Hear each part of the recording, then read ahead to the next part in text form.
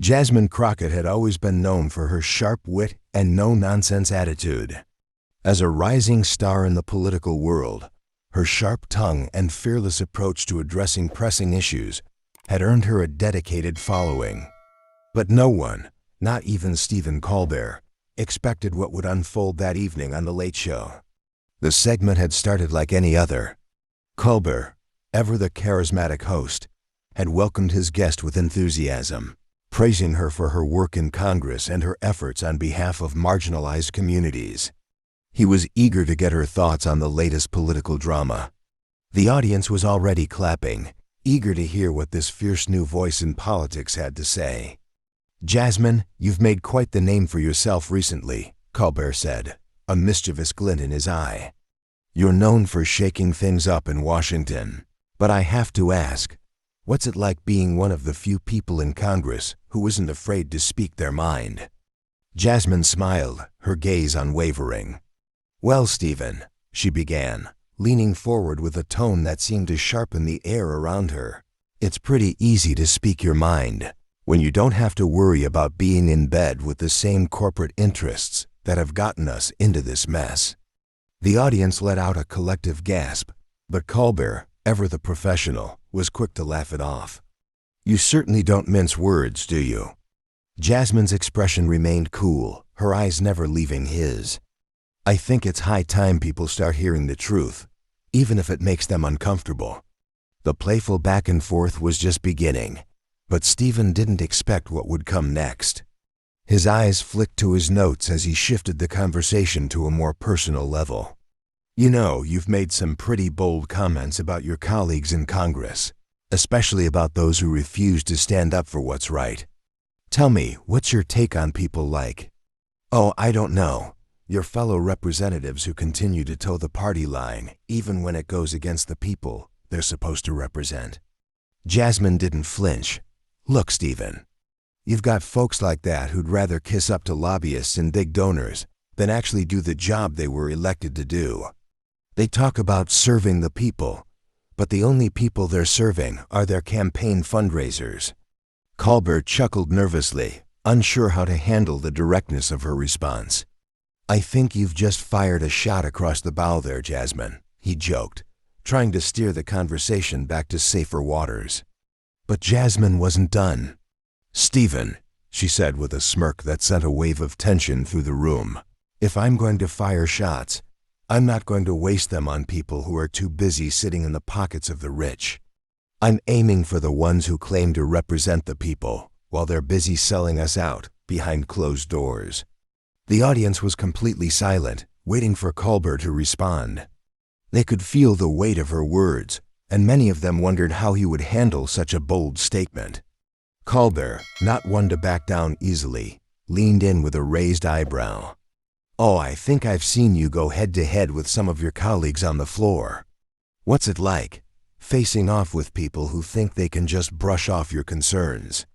Jasmine's face grew even more serious as she leaned into the moment. "It's like arguing with a brick wall, Stephen. But sometimes you've got to knock the wall down to make people realize they've been standing in front of it for far too long." The studio erupted in applause, the audience clearly stunned by the ferocity of her response. Colbert, though momentarily taken aback, recovered quickly and chuckled. "I have to admit, Jasmine, I wasn't expecting to be roasted on my own show tonight." But Jasmine wasn't finished. She turned the conversation on its head, looking straight into the camera, addressing the audience. "Look, I'm not here to be liked," she said, her voice steady and unwavering. "I'm here to make real change, even if it ruffles a few feathers. That's what the people deserve, and that's what I'm going to keep fighting for." Her words hung in the air, as if the whole room had just taken a collective breath. There was no denying the power in her message, no ignoring the intensity in her voice. Colbert, impressed and more than a little surprised, finally responded. "Well, I think you've certainly shocked everyone in the room tonight. It's not every day that someone comes on The Late Show and turns the tables like that." Jasmine smiled, a quiet confidence radiating from her. "Sometimes, Stephen, the truth has a way of doing that." And with that, the show continued, But the energy in the room had changed. The audience had just witnessed something unexpected. Something powerful, a moment when a politician stepped into the spotlight and took control of the conversation. They knew they wouldn't forget it anytime soon. The atmosphere in the studio had completely shifted. The playful tone of the evening's conversation had turned into something more intense, more electric. Stephen Colbert, usually the one in control of the show, found himself momentarily thrown off balance. He was known for his quick wit and ability to handle any situation, but Jasmine's comeback had left him with few words to counter. For a moment, the entire room seemed to hold its breath, as if waiting for the next move. The audience, initially caught off guard, now found themselves drawn into the raw power of Jasmine's words. The silence was palpable, almost reverential. Stephen, however, was nothing if not a seasoned professional, and he quickly regained his composure, though the edge in his voice was evident. "Well, Jasmine, I have to say, you're definitely not what I expected. I mean, you're one of the few politicians I've met who actually sounds like she's speaking from the heart," Colbert said, his tone a mix of admiration and disbelief. He leaned back in his chair, clearly impressed but still searching for a way to regain control of the conversation. "But let's be real here. You've gone after a lot of people in Congress. You've called out your own colleagues, the ones who play it safe, the ones who stand behind their money and power. But isn't it a little easier to throw stones when you're not one of them? You've got this outsider status that gives you a lot of leeway. Don't you think the game changes when you're fully in the thick of it?" Jasmine didn't hesitate. Her response was immediate and direct, her voice unwavering. "I don't need leeway, Stephen. What I need is to do my job and to make sure the people who sent me to Washington get what they deserve. And if I have to make people uncomfortable to do that, then I'll do it." She leaned in slightly, her eyes narrowing as if emphasizing every word. "I'm not some political insider who's afraid to speak up. I'm in this for the people, not for the system that's been rigged against them. I'm not going to sugarcoat the truth just to make people feel better about their own complacency." Colbert, now visibly taken aback, found himself on the defensive. "Well, that's a bold statement," he replied, his voice tinged with both curiosity and challenge. "But I've got to ask, you've got your fair share of critics too. There are people who think you're too outspoken, too radical. They say you're burning bridges instead of building them. What's your response to that? You don't think there's a place for compromise?" Jasmine shook her head, her tone as steady as ever.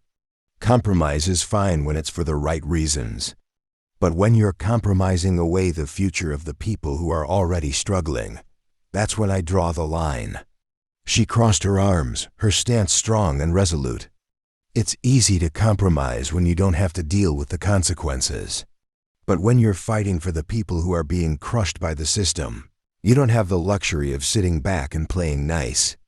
If people want to call me radical for standing up for what's right, then fine. But I won't back down." The tension in the room was almost tangible. Colbert, still processing her response, tried to steer the conversation back into familiar territory. "Okay, so no compromise. But what does that look like in practice? You've got to work with these people. You've got to find ways to get things done. Isn't that the reality of politics?" Jasmine's response came with a calm intensity. "The reality of politics is that it's been controlled by the same few people for too long. And the people are suffering because of it. I'm not interested in playing by their rules. I'm here to change the game." The audience was hanging on every word now, completely absorbed by the exchange. There was no doubting that Jasmine had made a powerful impression on the late show stage. But Stephen, ever the host, wasn't going to let the conversation slip away that easily. He pressed on. "So what's your plan then? How do you change the game? You can't do it alone." Jasmine leaned forward, her eyes locking with his, and for a moment, it felt like time had stopped. "Stephen, it's not about doing it alone. It's about bringing the people with me. You can have all the power in the world, but if you're not using it for the people, then what good is it?" The words hung heavy in the air. Jasmine had managed to take control of the conversation entirely, and now, as Colbert sat back, it was clear he was no longer the one in charge. She had stunned him, and in doing so, had stunned the entire audience. There was no denying it. This was a moment that would go down in the history of late-night TV as one of the most intense, raw exchanges ever seen. The audience erupted into applause, some even standing, clearly in awe of her unwavering confidence and unapologetic stance. Stephen Colbert, ever the entertainer, broke the silence with a nervous laugh, but it was clear that even he knew he had just witnessed something extraordinary. "Well, Jasmine," he said, his voice a bit quieter now, "you've certainly given us a lot to think about." With that, the segment continued, but the energy in the room had been completely transformed. The power of Jasmine Crockett's words had shifted the tone of the entire interview, leaving everyone in the studio, including Colbert, wondering what would happen next in this rising political star's journey. The tension in the room was palpable, and it wasn't just the audience who was absorbing the impact of Jasmine's words. Stephen Colbert, ever the seasoned host, was now grappling with the force of her unrelenting honesty. The pace of the conversation had slowed, almost as if the weight of her response had made everyone take a collective pause. There was no quick comeback, no clever joke he could rely on to deflect the power she had just unleashed. Instead, he found himself facing a deeper question. Could he keep up with her? Could he challenge her while respecting the integrity of her position? The camera zoomed in as Colbert adjusted himself, his smile now slightly strained. "Well, I have to admit, Jasmine, you don't pull any punches.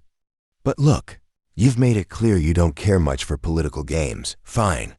But do you really think you can change the system without getting your hands dirty? Without making some compromises?" He tried to sound casual, but his tone betrayed an underlying skepticism. Jasmine didn't flinch. "I've seen how people get played in this system, Stephen. People get promised change, but when they're faced with the real work, nothing changes. The politicians make their deals, and the people end up with the short end of the stick. I'm not here to make deals. I'm here to make a difference." There was a calm intensity in her voice that cut through the noise of the room. It was a level of conviction that you don't hear every day, especially not in a setting like this, where politicians are often boxed in by their image and the expectations placed on them by both their party and the media. "You want to know how I changed the system?" she continued, eyes locked on Colbert, her gaze unwavering. "I start by telling the truth. I start by standing up for the people who don't have a voice, the ones who are crushed under the weight of a system that was never built for them. If that means shaking things up, then I'm all for it. I'd rather be a catalyst for change than a part of the problem." Colbert, trying to get the conversation back under his control, leaned forward, clearly impressed but still eager to challenge her perspective. "So, you're telling me you'll never make compromises? You'll never back down from a fight, no matter what?" Jasmine's response was swift. "No, Stephen.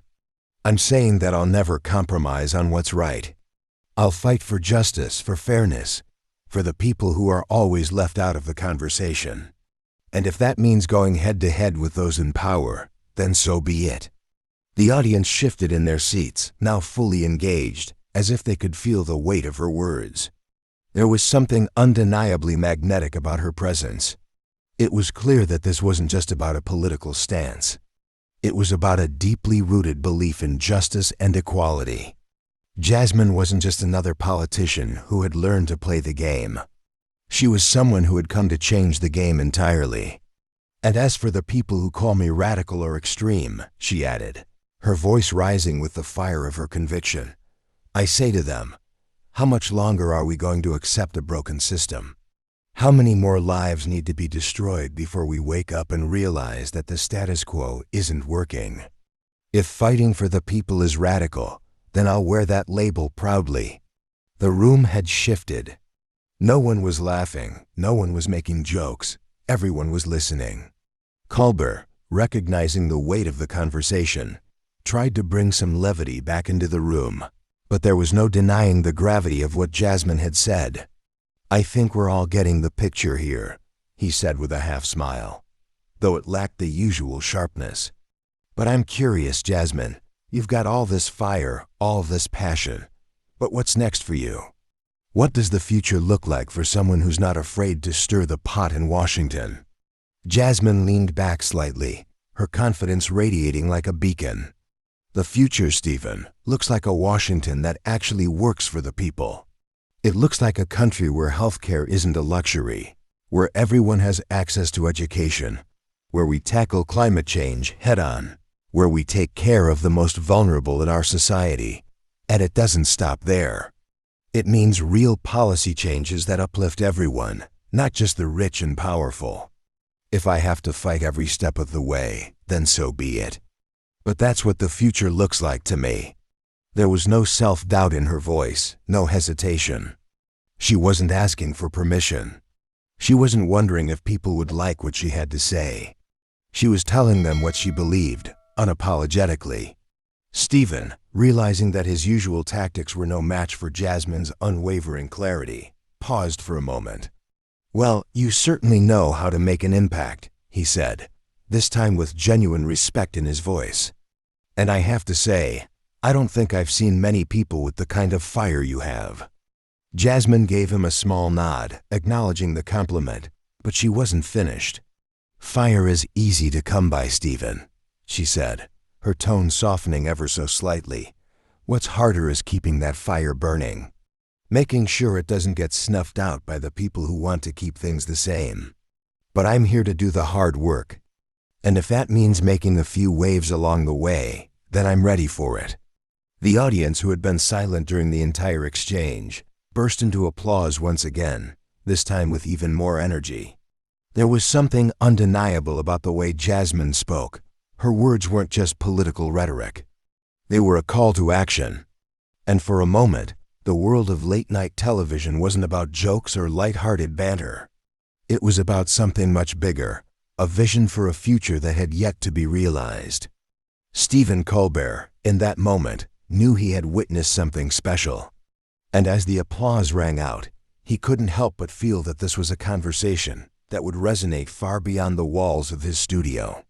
The studio lights dimmed slightly as Stephen Colbert leaned forward, his fingers steepled beneath his chin, eyes locked onto Jasmine Crockett. The air was thick with anticipation, the audience silent, hanging on to every word.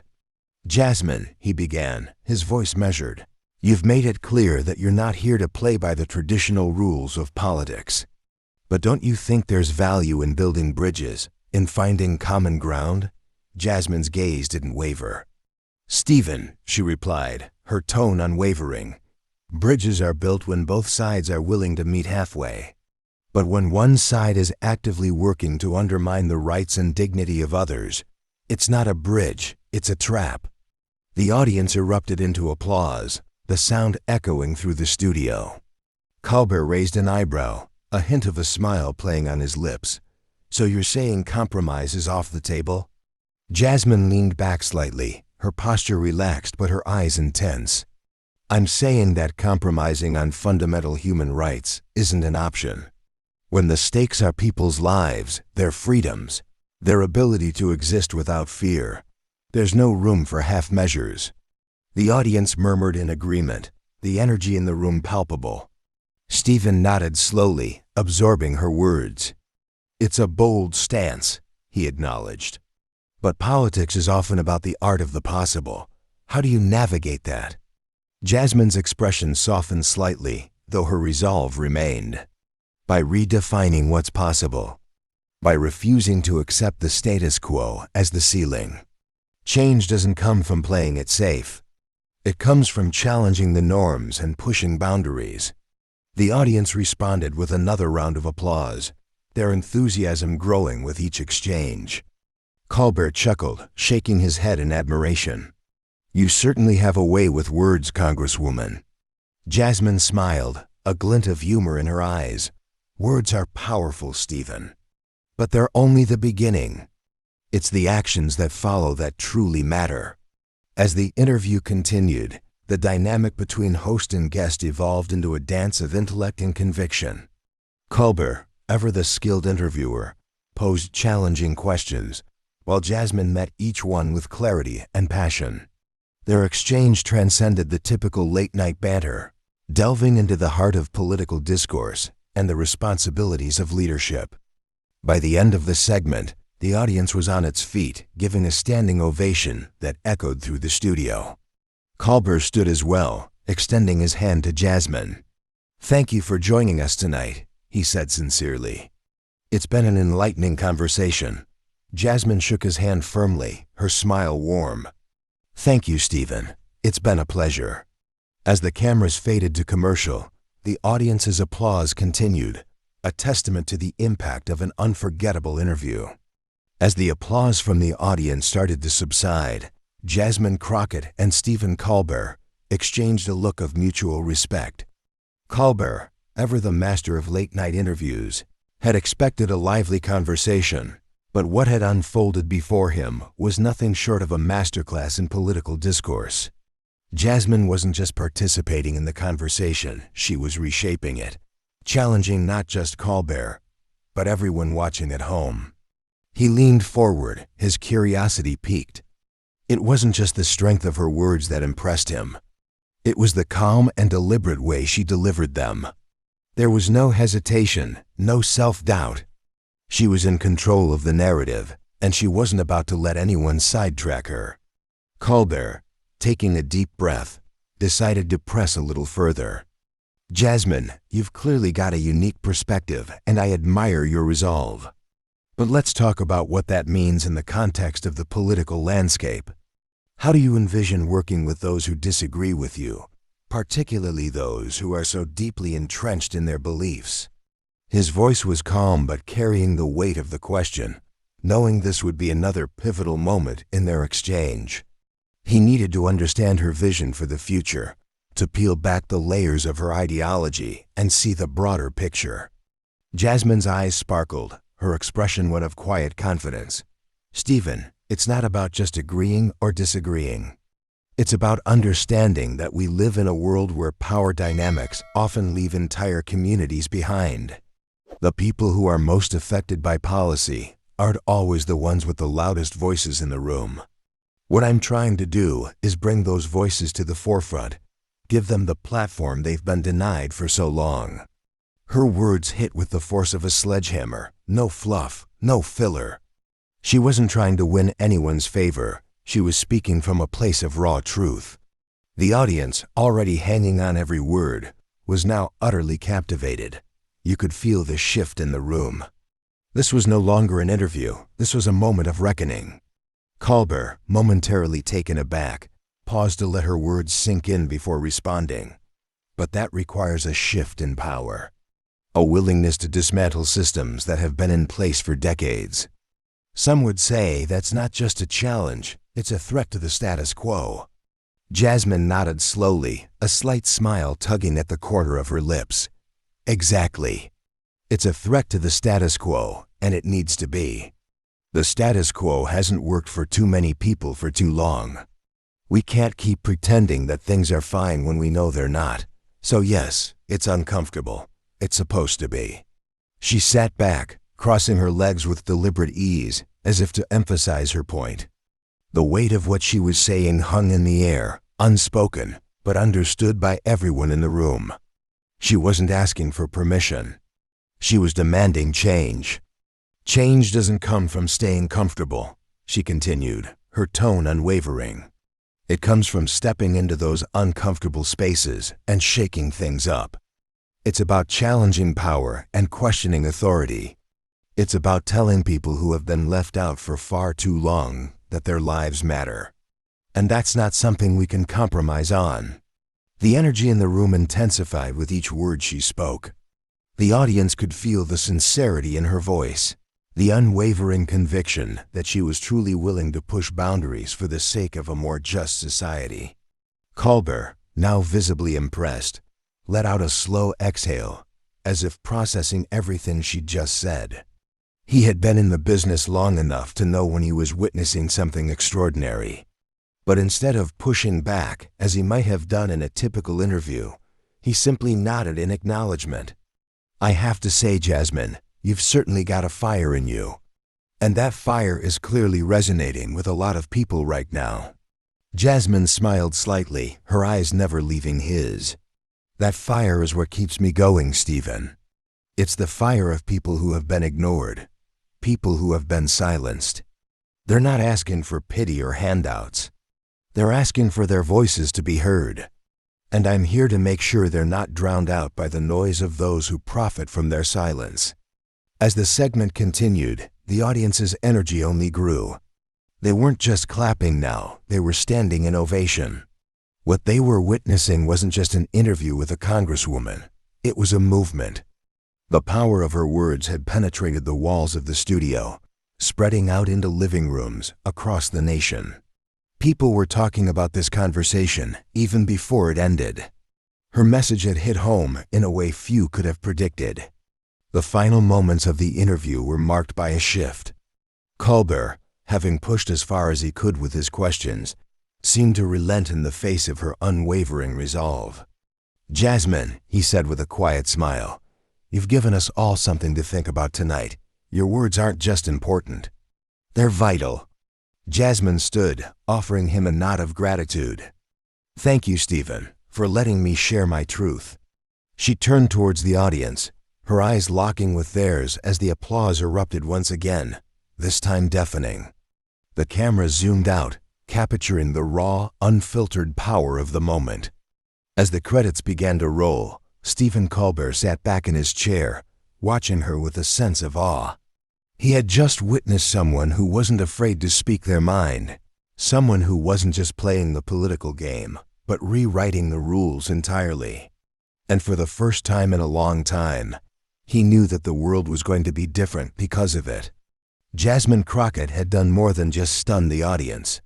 She had left an indelible mark on the hearts and minds of everyone watching, challenging them to look beyond the comfortable narratives they were so accustomed to, and face the uncomfortable truths that had been ignored for far too long. Thank you for watching our channel Modern Stories. If you liked our video, you should subscribe for more amazing videos like this. Have a healthy and happy day. See you in the next one.